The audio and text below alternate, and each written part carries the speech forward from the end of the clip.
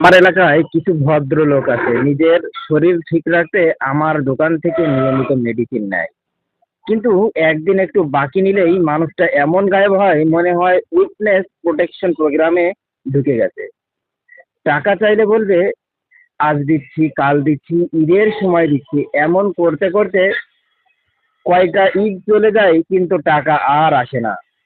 আর ধরতে পারলে সেই ঐতিহাসিক ডায়লগ, আমি কি তোর থেকে বাকি চাই, তুই কি আমার কাছে আগের কোনো টাকা পাবি।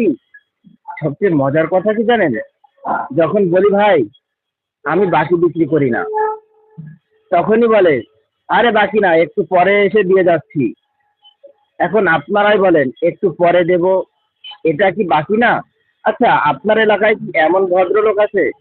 যদি থেকে থাকে বা আপনার সাথে যদি এমন হয়ে থাকে, আপনি তাকে মেনশন করতে পারেন।